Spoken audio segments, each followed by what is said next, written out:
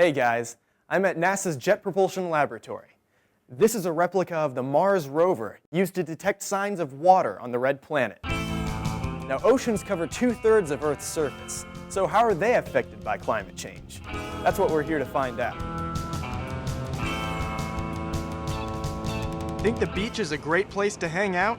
Well, what if they were all to disappear? This is happening all around the world. We're losing our beaches, our coastlines are eroding, and sea level is definitely rising. That's Josh Willis, an oceanographer with NASA's Jet Propulsion Laboratory. He studies ocean water temperatures around the globe using technology from both space and at sea. And that makes him a guy to listen to when it comes to climate change. What happens when we emit CO2 in the atmosphere is it stays for a very long time, and it traps some of the outgoing heat that would otherwise escape into space.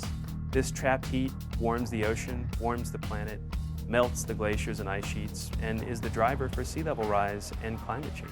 Willis is part of a team that's trying to figure out just what the oceans are telling us and what it means for the future. Because it turns out that 80 or 90% of the heat that's trapped from man-made greenhouse gases actually goes into warming the oceans. So if you're not really measuring the warming of the oceans, you really aren't measuring the biggest signal in climate change. Willis says disappearing coastlines are a big indicator that something's amiss. Namely, it's getting warmer out there.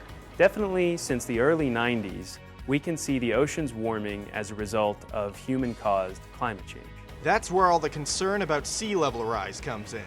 It's basic physics. When water heats up, it expands, takes up more space, and suddenly you've got more water to deal with. So warmer temperatures account for 1/3 of sea level rise. The rest is caused by melting ice in the Arctic. So whenever ice sheets melt, whenever glaciers melt, and this water finds its way back into the ocean, it raises the level of the oceans as well. So about 2/3 of current sea level rise is actually from this melting of land ice. The Larsen B Ice Shelf, which you may remember from several years ago, broke up. That ice shelf was almost 10,000 years old. It had been there since at least the last ice age. We're seeing these events that are happening that haven't been occurring. It hasn't been this warm and we haven't had this much ice loss anytime in the last several thousand years. NASA's GRACE satellite, which measures ice loss on continents, shows us the situation's no joke. One of the places we can see ice loss is Greenland.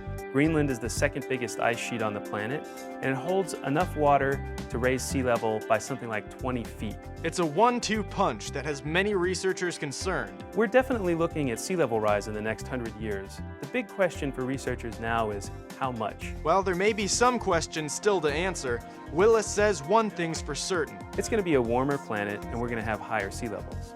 We'll see it.